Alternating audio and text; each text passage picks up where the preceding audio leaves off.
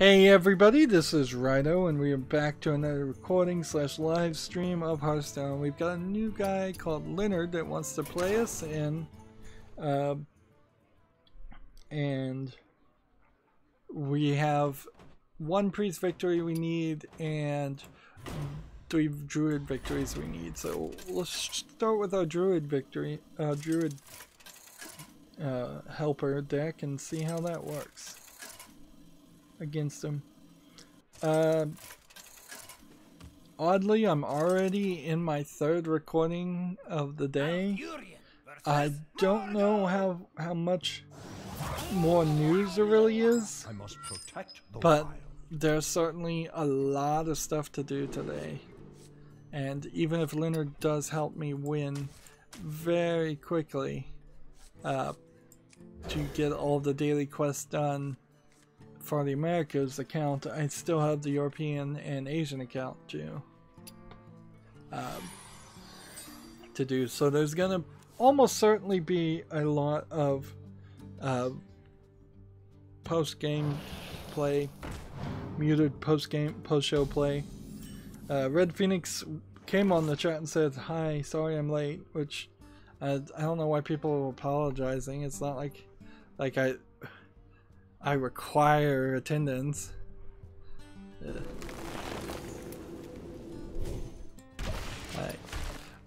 Much to my chagrin, Visual Novel Maker is now out. It is, however, kind of expensive at $60, which honestly isn't that expensive, honestly, because most video game development software, if it costs anything, probably would cost similar amounts. I don't know if I want to do that quite yet. Listen, niche on.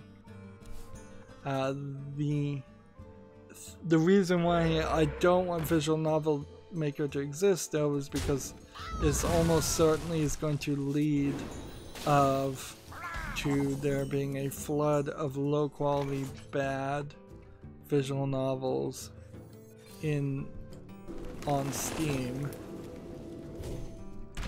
which I don't want to see that. I literally just don't want more terrible games on Steam, particularly visual novels where there's already a lot of them, and Visual Novel Maker is already made by the same company that made RPG Maker, which is #1 responsible for there being a lot of low quality bad RPGs on Steam.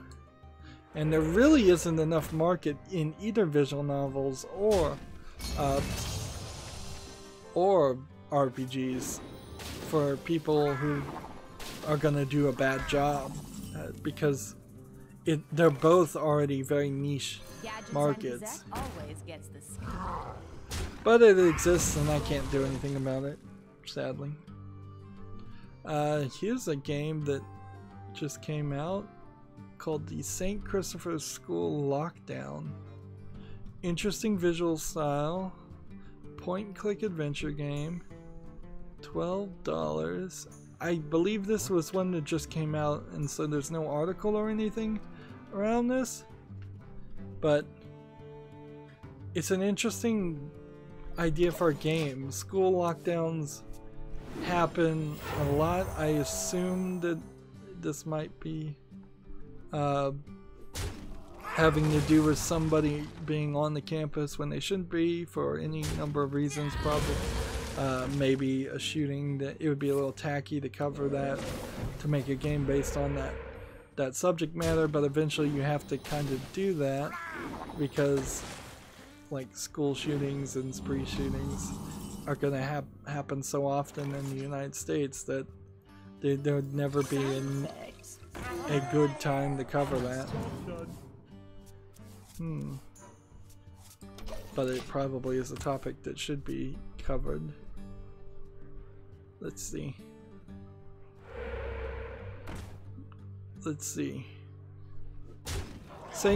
About this game, St. Christopher's School has been seized by its student body roughly 200 teenagers and even one primary schooler having taken their own campus by storm, staging a lock-in protest against several new financial rulings. Barricaded within the building and facing pressure from the police, the government, and the media. Oh, so it's a different story than what I was thinking. This is more of a British protest thing. Interesting. So, interesting story and an interesting way to go. Let's see. Gadgets and Gazette always get So that will certainly be one I put on my wish list, even though it only has like one user review, which is recommended. Like, brand new game, obviously. Like, and almost certainly that's one of those games where if I cover it, very few other people will cover it. So if it became popular at a later date, it might show up in YouTube search results. So if this channel ever made any money that I could actually fund myself to buy games when they're brand new, that was a $12 game that probably should only be bought for like $3 or $4. But if I was to buy it brand new and play it quickly, that might give me some views. It might not, depending on if anybody cares about it.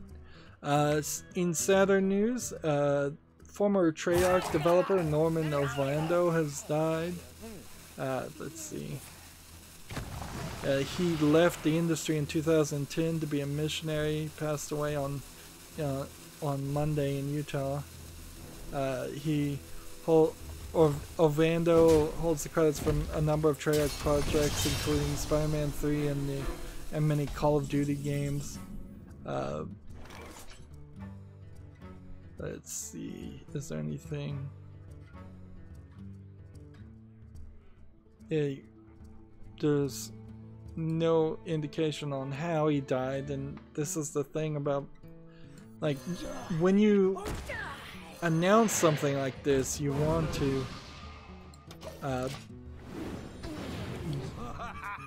people on the news who see the news want to know the reasons, so that they get some closure and they don't ever give away personal details enough to do it.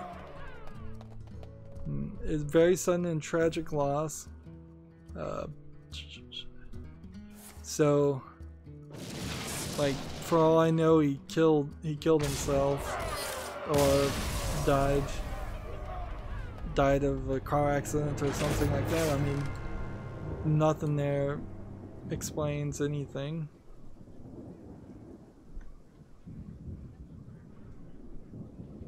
THQ, I already said, acquired Experiment 101 as company Biomutant, and apparently Experiment 101, they bought 100% of the shares of it as a Stockholm-based development company, and they're working on an upcoming Kung Fu Fable RPG called Biomutant, as well as the Biomutant property. Biomutant is due out for the PS4, Xbox One, and PC in early 2018, so we'll see if that continues to be the case. In some odd news, Vivendi has decided to wait for at least 6 months before they continue their process of a hostile takeover of Ubisoft, which is good, because even though everybody hates Ubisoft, you're going to hate Vivendi even more.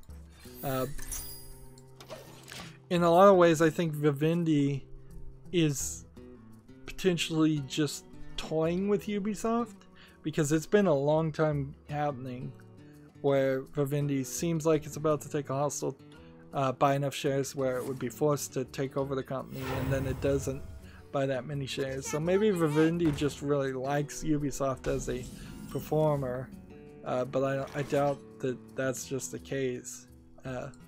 Ubisoft has probably spent a lot of time and effort and probably money to fight that hostile takeover, and and I don't see why they couldn't. I guess Ubisoft doesn't make enough money right now to issue new shares and devalue the number of shares, or maybe there's just nothing they can do based on laws. Let's see, +1/+1. So I guess Ubisoft has another 6 months to live.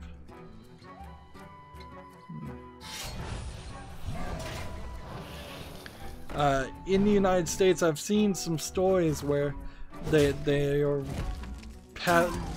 getting rid of laws and restrictions that seem to move the path forward for giant mergers that would have been illegal before to be allowed now, particularly in like the news channels and the broadcasting TV stations, which the last thing that we need in the United States is less news channels, because they're already all too few, and most of them are either saying one thing or the exact opposite of that one thing. There really is no third-party news channels out there. I guess that's the best way to say it, is third parties. There's news channels that are pretty much Republican and news channels that are pretty much Democrats, and kind of no neutral in the middle or non-aligned things.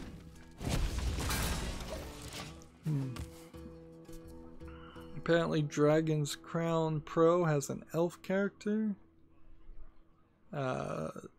Dragon's Crown Pro, I don't think I've seen this game before.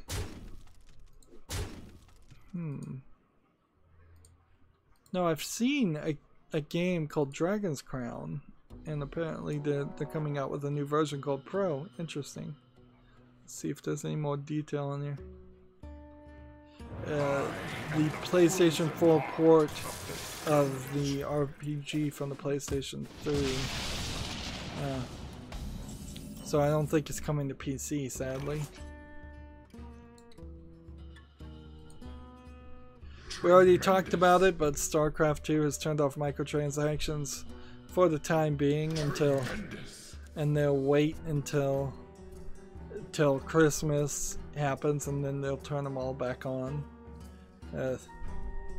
Which is also to say, like, they'll wait until you can no longer get a refund because of the way you would purchase that game. Yeah. So, and then they'll turn them back on. Which we've seen, like, in a lot of instances of that, where games are specifically designed or have moves in hand to change drastically once you can no longer get a refund, which arguably is bait and switch, and well, almost certainly is bait and switch.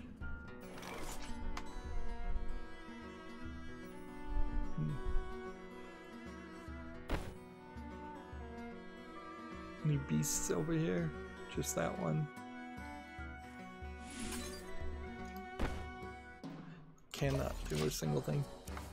Fans can decide on Minecraft's newest mob during the Minecon Earth live stream this weekend. And they've put out several ones to pick from. I think there's a chance that either Mob A, or maybe Mob B get picked. I don't see a reason why people would want Mob D or Mob C. Alright, well, that was a couple of games, neither of which ended in victory for me, so back to regular play. Let's play Pirate Druid. Just go through Halter Druids.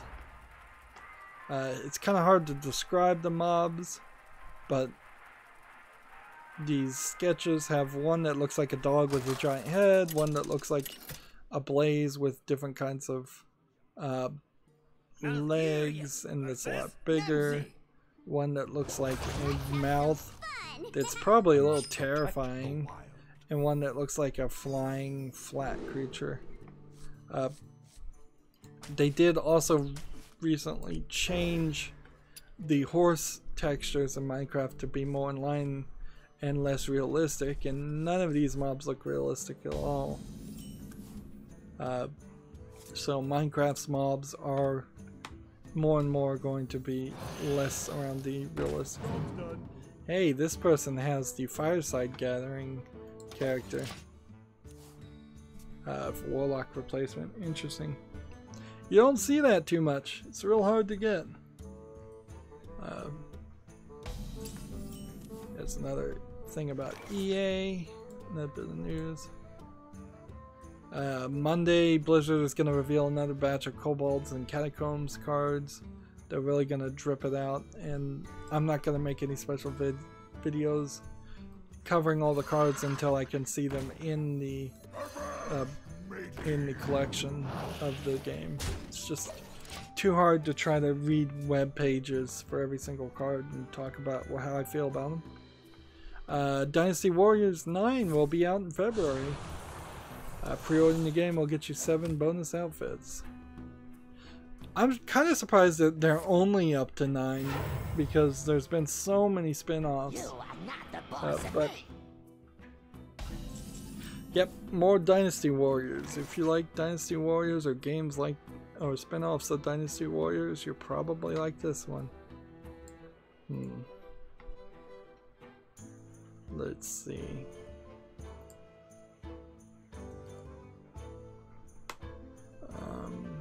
What to do? We will devour this. This. Just kill this character.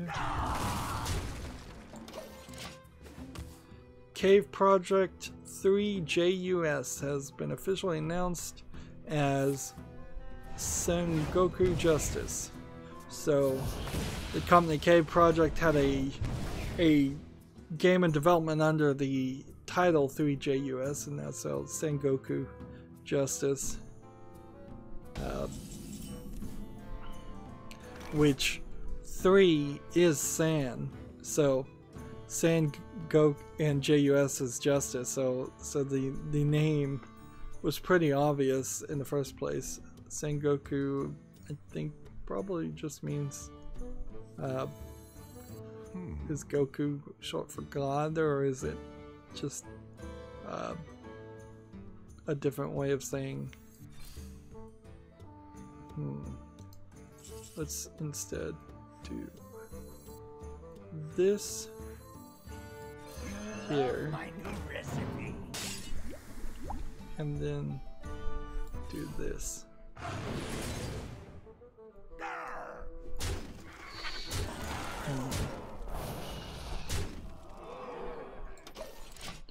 Let's see. It's due out in Japan early spring 2018.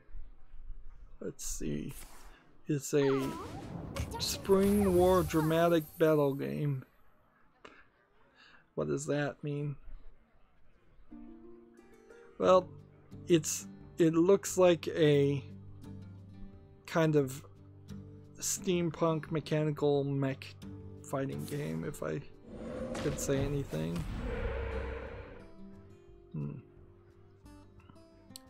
World supervision and scenarios. Yeah, there's only like 3 key staff, and they're naming them by name in the article. Yeah, so it's just like a new story-based game that will be interesting to see what it really is when it comes out, but we need more details. And with a name like Sengoku Justice, I would heavily suspect it's not coming to the West. Moving on then. Yu-Gi-Oh! Duel Links is out now, and so that would be the latest Yu-Gi-Oh! Game. Maybe I'd want to play that on Steam. It's right now rated very positively, so maybe they finally fixed the issues of no, here's a negative review, way too many pop-ups.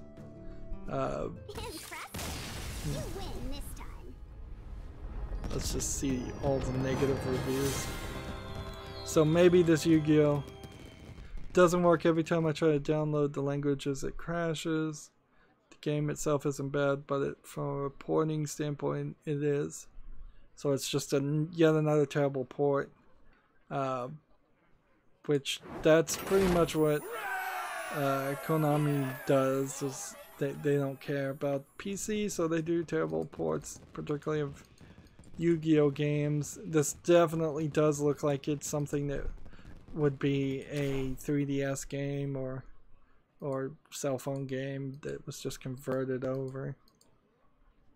So yeah, we still have yet to find a Yu-Gi-Oh! Game that I'm interested in actually owning one and playing.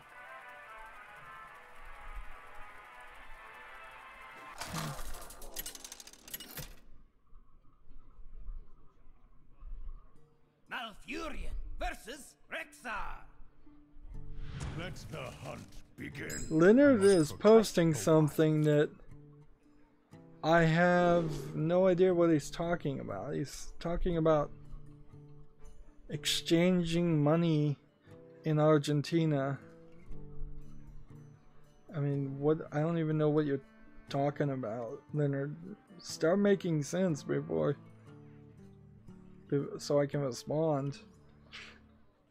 Like,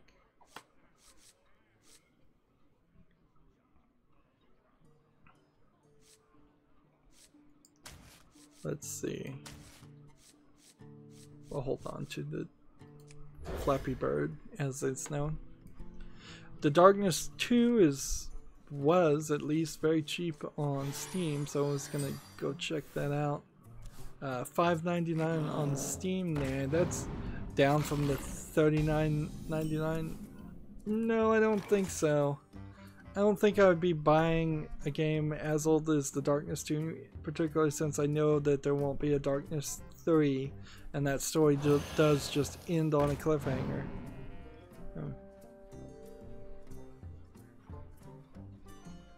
Then it says the price pre-order we were talking about 10 minutes ago. Pre-order what?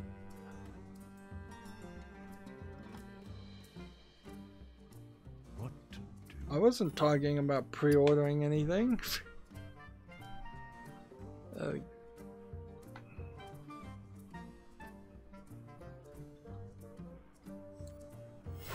What game are you talking about pre-ordering?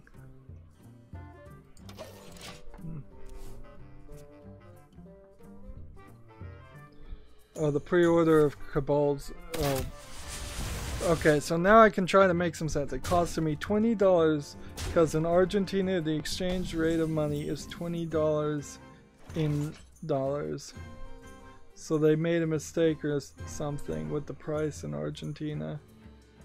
The price of the pre-order we were talking about. Alright. Well, I'll show you in the United States that it's even higher than $20. It's $50, I believe, to pre-order Cabal and Kobolds, and I wouldn't recommend anybody do that at all.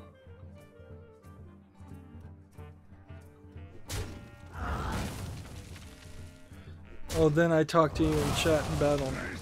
Whatever you typed here in Battle.net, I did not see because I am marked as busy. So, if you're trying to have a conversation with me over here in chat, it's not coming through. Like, all chat has to go through the YouTube chat for me to see it, and that's the way it is always gonna be.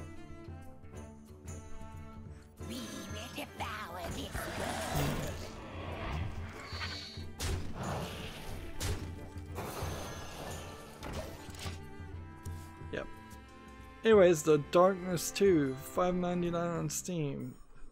You probably could get it cheaper, or I would probably want to get it in a bundle, or during a sales event. So the Thanksgiving Day sales event is probably Black Friday and all of that going to happen for Steam, and man, that is going to be really a bad time for anybody who's trying to purchase other things and do other things on Black Friday to also have to go to Steam and deal with that. I guess I could have used that to kill the guy.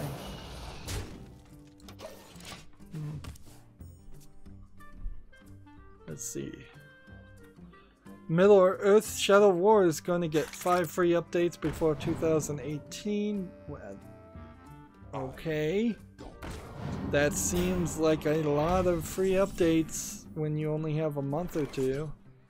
But that still doesn't really make me want to play Shadow War. How soon I forgot that Shadow War even existed.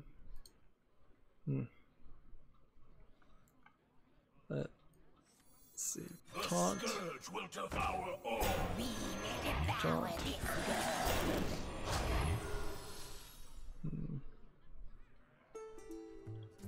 And can I do anything here?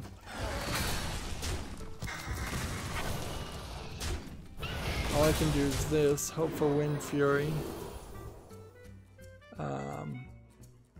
Stealth until next turn is the next best choice. Let's see, we've got a job listing. Let's leave that alone for a second.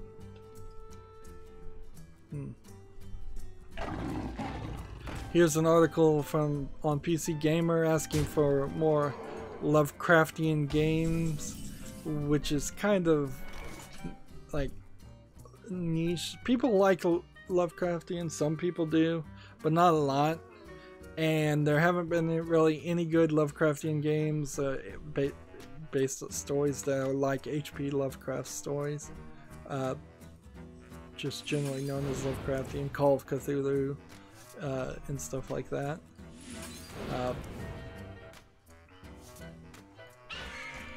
Come on, Wind Fury.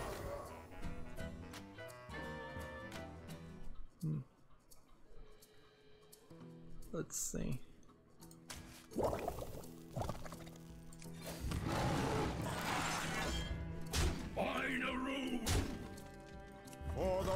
Well, I think I got a victory here.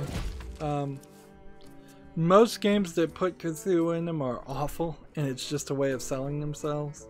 Cthulhu being an elder god with unimaginable infinite amount of powers doesn't make a good enemy.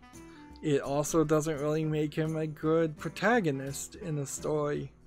So, I mean, you can, like, think of games like Amnesia that are kind of Lovecraftian in their style, in their style of being a horror game, and that's about the only way that works. So that explains that, at least as far as I'm concerned.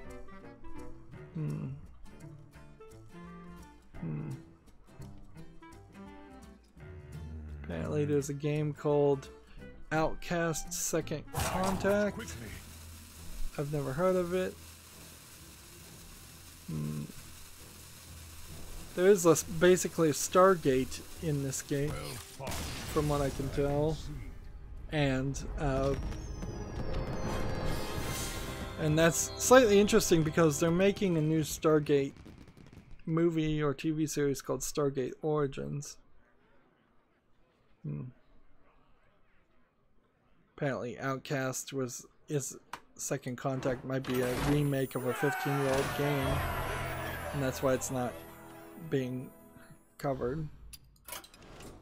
So let's go to the shop for a second.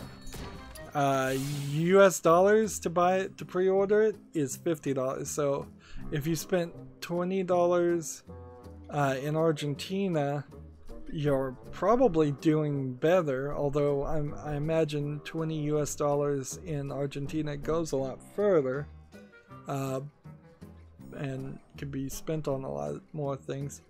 But if you're saying that they charged you an extra $20 to convert the money over, and it costs you actually $70 to purchase it, well, then you definitely did get ripped off.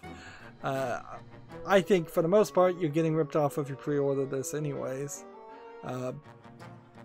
This is Kobolds versus Catacombs in particular is going to be the worst expansion to purchase, because if they stick with what they've previously said, which they're kind of not, all of these in the next expansion after Kobolds are going to get phased into Wild. So, or most of these are. And Kobolds in particular is going to be only playable in Standard for the shortest amount of time ever. Let's see, and we can't go into crafting mode and see the other cards. Apparently you might be able to get a gold version of this way if you would buy a BlizzCon 2017 virtual ticket. Interesting.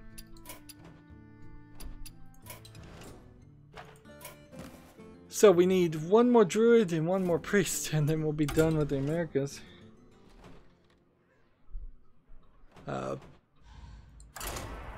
Leonard said, yep, $20 for the $50 pre-order. It's very cheap. Okay, like that's what Blizzard's been doing. They've been manipulating currency for different markets, and I imagine they want a bunch of Argentinian players to get in there, and they feel like the economy in Argentina can only support $20. Now, so that might be something, but I imagine if people tried to say they're in Argentina and they aren't and get it cheaper that way, they would probably get caught by Blizzard and potentially get banned on all of their Battle.net accounts. So I wouldn't imagine I wouldn't recommend people try to scheme that, but if you are in Argentina, you might want to investigate that. It's still probably too much. I only spend gold, but then I spend a lot of time to earn gold doing daily quests, so I'm paying for it one way or the other to get packs. I will probably be opening 50 packs when the expansion comes out. 50 packs of the new card set, just because people like to see it. As a YouTuber, I can do those kind of things. I wouldn't recommend non-streamers, non-professionals do that. I might actually only buy like 25 packs of the Kobolds and just buy 25 classic packs.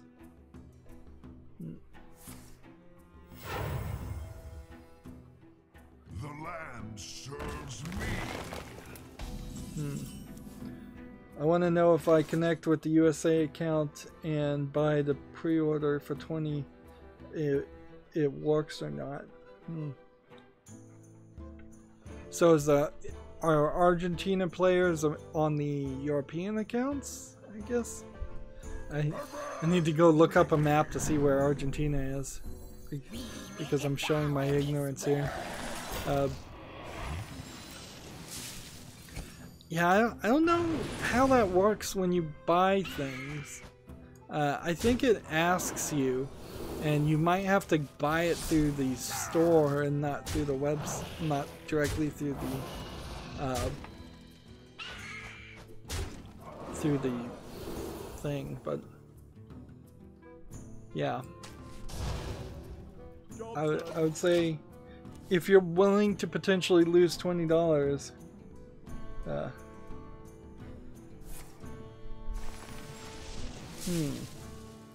Leonard is making an interesting argument. The Argentinian players can buy the pre-order for people cheap. That is true. You can gift it to people.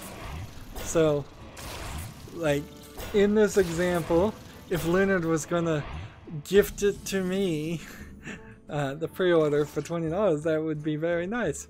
That certainly would be, seems like it would work.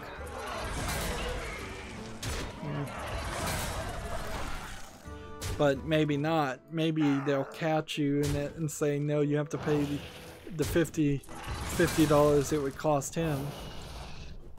Like, Blizzard hadn't fully thought through all of that, I bet, before they introduced. The gifting element is a new thing. Then it says, LMA, don't be so smart.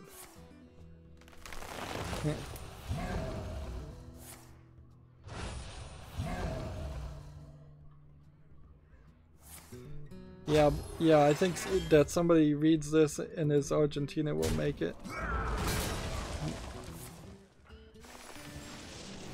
There's a thing, yeah, at a certain point, we might very well, if I became super famous, we might have conversations in the chat where different people from different countries are saying, hey, I want to buy it for him, hey, I want to buy it for him, it's cheaper here, let's save this money. A lot of people do like to just watch card pack openings and not have to go through the frustration of actually playing Hearthstone. I don't know why people would want to do that, but it seems to be the case. Let's see. I think I may have been able to win there. Nope, I was a little short. Asking people to transfer to PayPal $24 and then he buys the pre-order. Yeah, I don't think we're gonna get into money transfers on PayPal. That sounds too ripe for fraud. Like, if people want to support me and pre-order things, I'm fine with that. But I wouldn't recommend anybody send PayPal details. Like, either I get it as a gift or people give it as a gift as far as I'm concerned, or not. Like, even at $20, like I said, I still wouldn't recommend people buy the new expansion.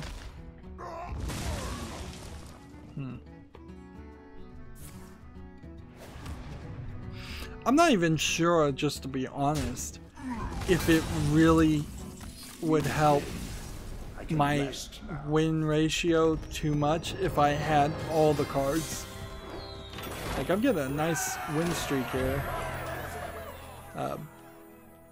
Because there's still a lot to just having all the cards let you play the meta, the main winning meta, and then at that point you're just playing the same boring decks that every other streamer online is playing, and you're just wasting your energy, and you have to continuously play to even get high enough. Like, it was only 3 or 4 months ago that I really tried to commit to getting higher on the ranked. I got up to, like, I think rank 15, and then at the end of the month it just knocked me back down to rank 19. And then I just was not willing to put in the amount of effort that I had done to get to rank 15 to get back up to rank 15.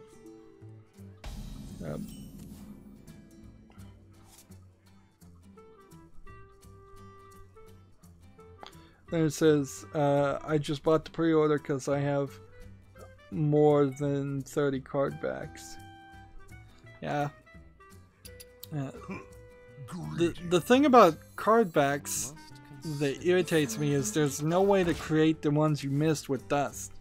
So unless you've been playing and you've gone to every BlizzCon and you've done every special thing that's necessary to get every single card back, you're always going to be short at least a couple. And I don't like incomplete collections at all.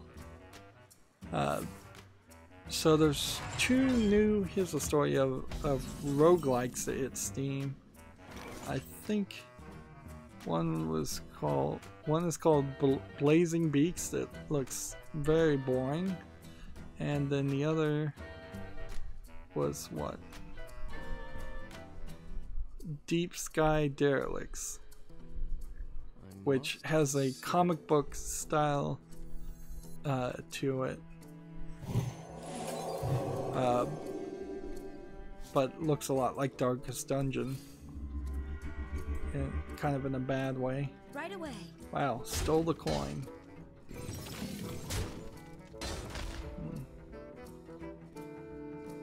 Let's see. Let's end the turn here. So that really wasn't an article in PC Gamer. That was really just a advertisement. Electronic Arts, by the way, says that loot boxes aren't gambling, but the Netherlands have joined Belgium in the investigation of the issue. So, yay for European over controlling governments in this instance, because they're gonna do the world a favor by forcing EA to stop doing as sleazy of loot boxes. I imagine it won't end in all loot boxes of all kind being banned, but it might. And if that did happen, that wouldn't be terrible. And let's see. Here's a currency story. Steam's new currency support causes chaos for international PC gamers. Some prices are suddenly askew and some games suddenly aren't available to buy at all. Which, okay, they certainly didn't do their homework before setting that live. Let's see. Heal to begin with. And then I guess I have to attack. And then Mind Blast. And then do this. And then heal.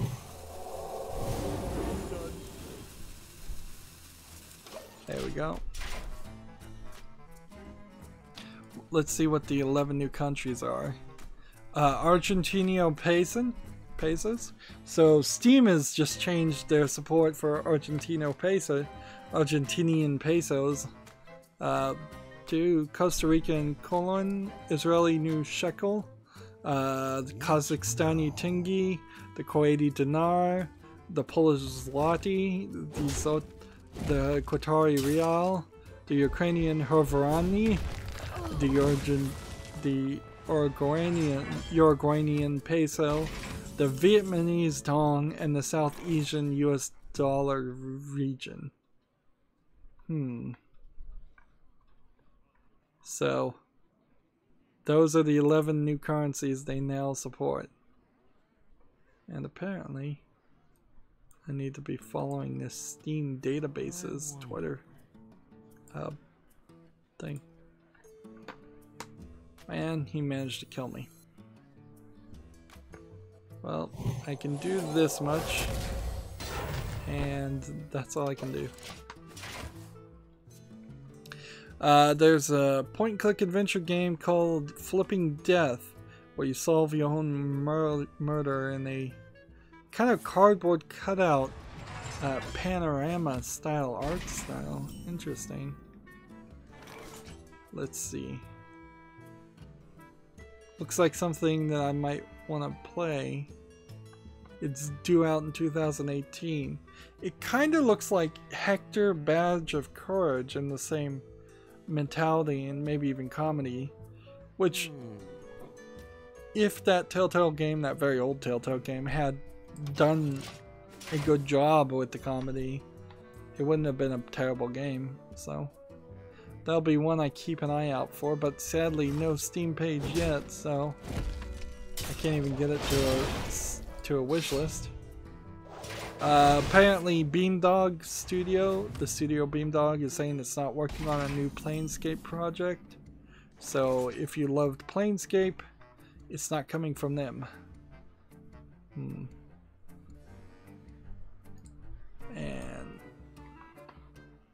Man, I have got way too many cards, but if he doesn't play anything, I can't do anything. Belgium may classify Overwatch and Battlefront 2 as gambling. We already kind of saw that news, so they're investigating the issue. There's a game called Lightfall that's a Stark 2D platformer where you control the platforms. Let's watch that trailer and see what that's about. And see, I think I might be very much just on time because we've been going for this third recording. This looks like a Switch game or something because you have to move the platformers. Feels like something you need a touchpad on there. Well, it's on Steam, so I'll put it on the wish list, but it doesn't strike me as super interesting. It's coming out March 2018 according to the Steam page. Come on. Resident Evil Revelations on Switch has some exclusive features. I don't know why they keep pushing Revelations when Resident Evil 4 would play a lot better, I think, on the Switch. I think maybe it's simply a case of they're waiting. Double your health. Change your health to equal that. And end a turn. A game called The Legend of Heroes Trail of Cold Steel 1 Kai for PlayStation 4 is going to launch March 8th in Japan. Let's see what kind of game this is. If we can find out.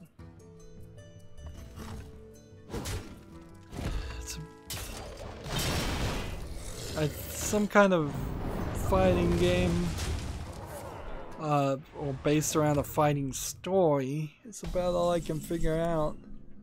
Might be a visual novel though. That's the thing. You can make a visual novel that's about people that fight in the military easily. And none of these cards are working for me.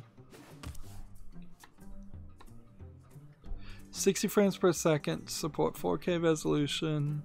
High-speed skip mode has been added to meet the needs of both users who easily enjoy the stories and those who want to speed through the story. Compatible save data.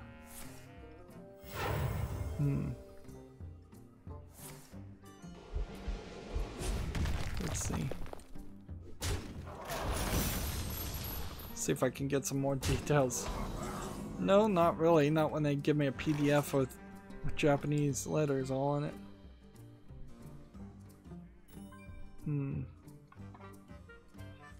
This and this and this, and then return. Let's see, there's only 2 pictures.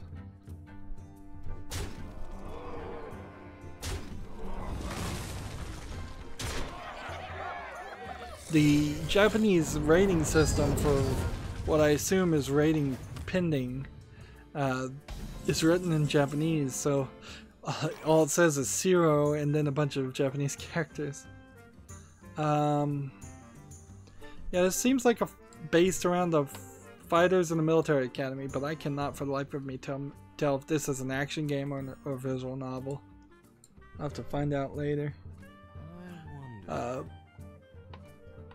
Man, how can I have so many bad cards? Let's see. Let's do this. Gain control with something that has 2 or less. And then maybe silence it. And that didn't work. Gain control of that. And then silence it. And then do this. And I'm just not gonna heal myself. It's time for me to lose. Well played.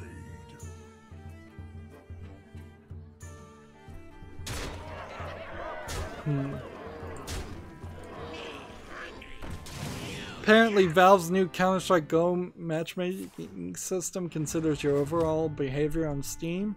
So no longer can you have a, it's basically a trust factor they're assigning to you.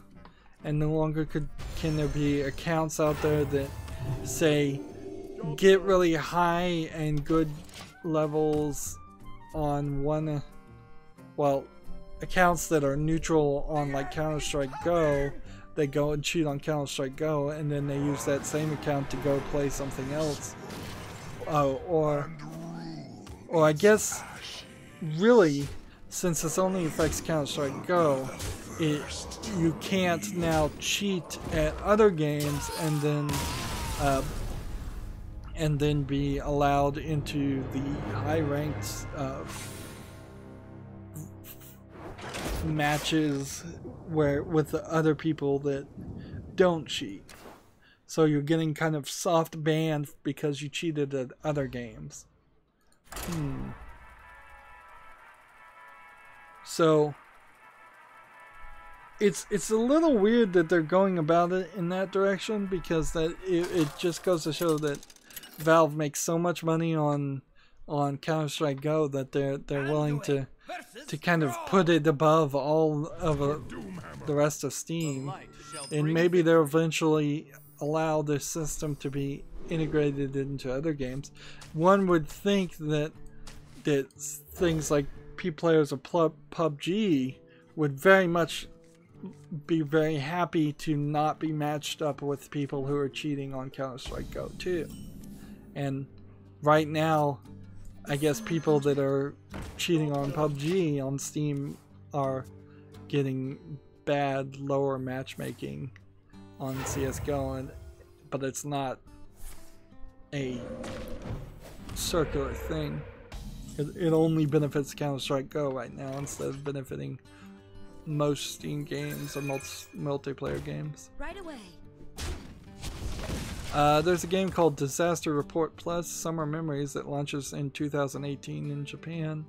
I believe this is part of a series where there's like a big earthquake or something that happens in Japan and you have to survive.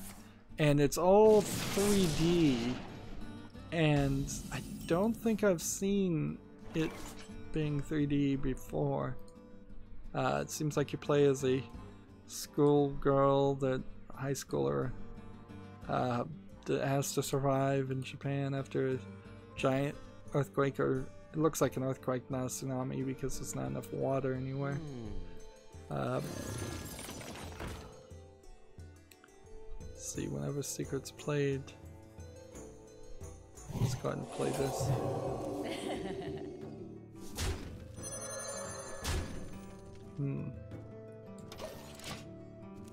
So the trailer looks good. I'd like to see the Disaster Report series come over to the West. But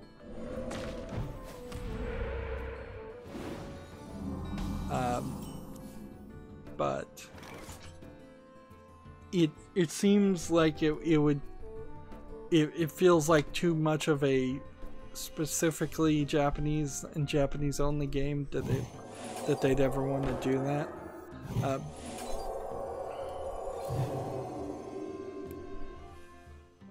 So I wouldn't be surprised if that series never comes over, never gets translated. I imagine the Japanese don't think that Westerners would really care as much about a story like that, or not understand that story. But of course, in the United States, we have earthquakes, a lot of earthquakes and stuff. But yeah, so I could totally see them even having a little bit of fear that people would want to play that game as a joke and be disrespectful, and frankly there would be jokey, disrespectful people playing that game. And this is kind of a game series I believe that is around the horror of of surviving large-scale disasters.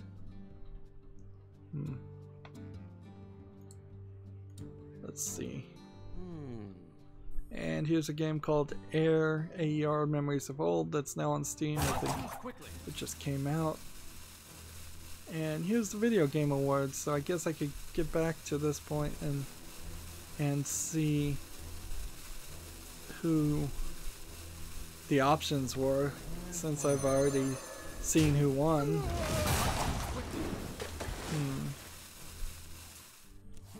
Like, I'm looking at the options for the Video Game Awards. I disagreed with most of them. Best Narrative, Nier Automata, honestly probably should have succeeded there. What Remains of Edith Finch probably should have succeeded there, but instead Horizon Zero Dawn won. Wolfenstein 2 was another option. Best Art Direction, Destiny 2, Cuphead, Legend of Zelda, Horizon Zero Dawn, and Persona 5, and Cuphead won that. Best Score, Nier Automata, Cuphead, Destiny 2, Super Mario Odyssey was available in there. Does Super Mario Odyssey not have that good of a score? I thought it kind of did. Musical score. Persona 5 is being put up for every single one of these things, and it didn't win any of them.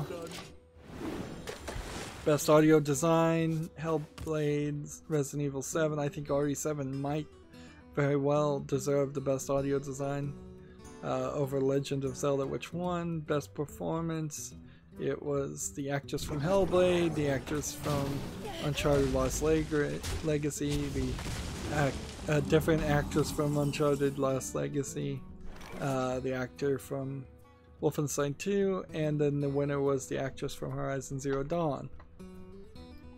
Which, that's a difficult one to even find a good measurement for, in my mind.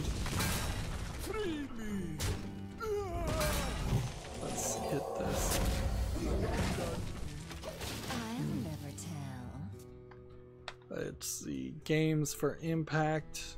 There was Please Knock on My Door, Night in the Woods, Life is Strange Before the Storm, Hellblade, Sesuna's Sacrifice, What Remains of Edith Finch, and one you probably haven't heard of called Bury Me My Love.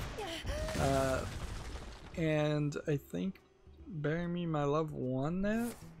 If not, it was... I guess it had to have been Bury Me My Love. I didn't even see a winner listed on that one. Best Ongoing Game, Warframe, Rainbow Six Siege, Overwatch, PlayerUnknown Battlegrounds, Destiny 3, and GTA. And apparently PUBG won, even though I would say Overwatch should have. Let's see. Heal this, attack that in the turn.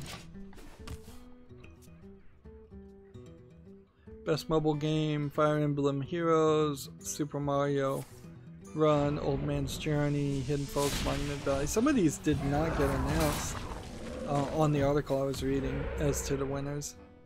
Best Handheld Game, Pokey and Yoshi's Woolly World, Monster Hunter Stories, Metroid Samus Returns, Fire Emblem, Ever Oasis.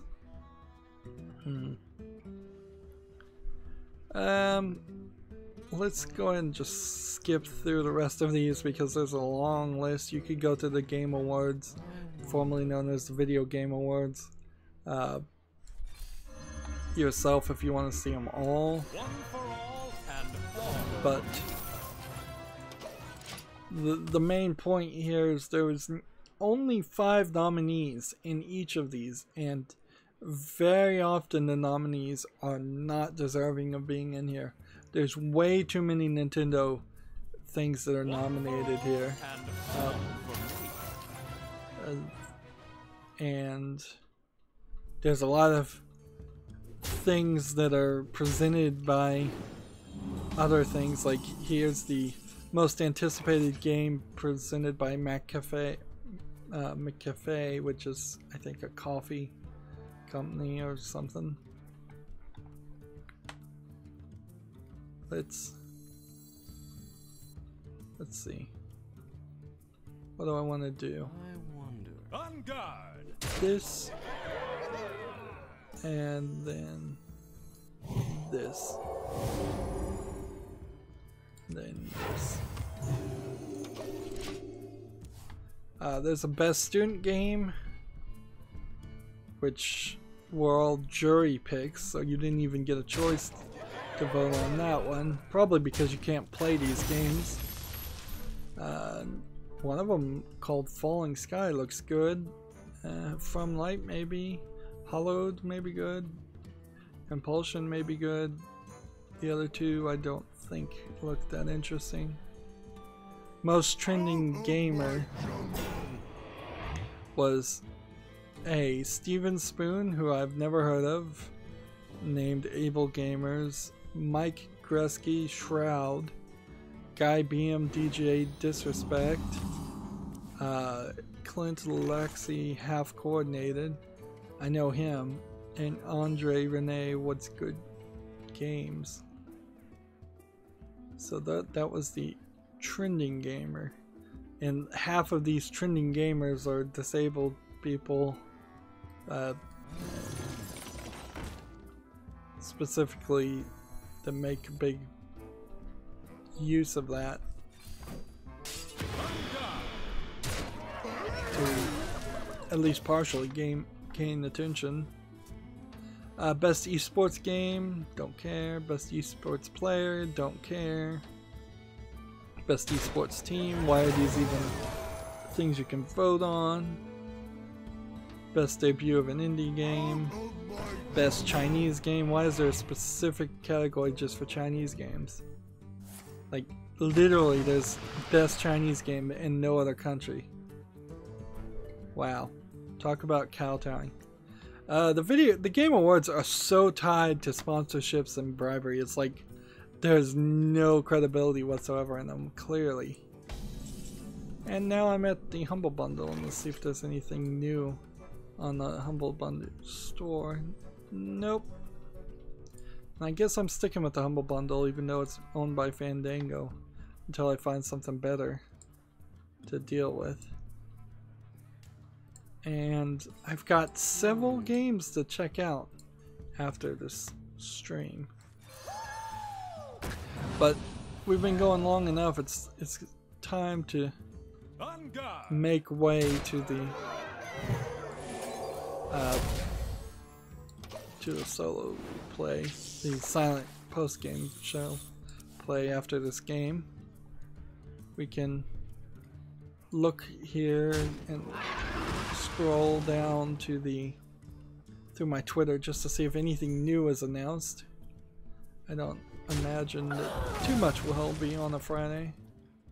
More than 4 million developers are part of the community for the Unreal Engine, which is not saying as much as you would think.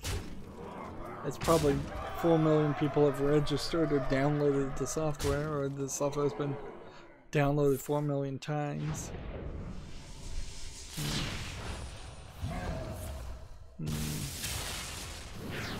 If I can just do 1 damage to the face, I've won.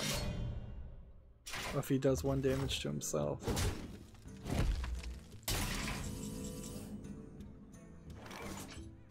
Here, this is gonna irritate him. Well played.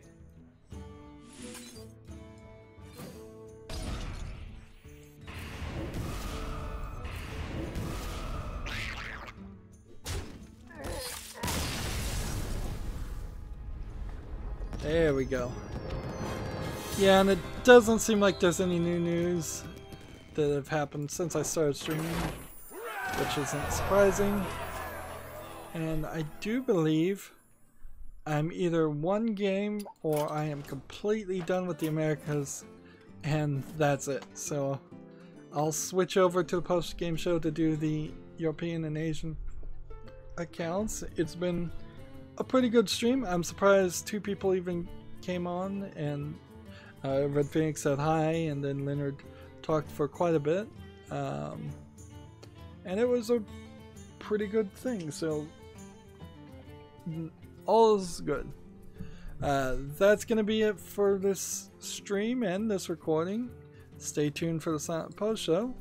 As always, I ask you to like, share, subscribe, comment, and watch every second of my videos.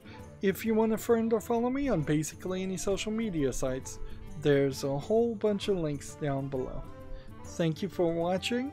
Have a good evening.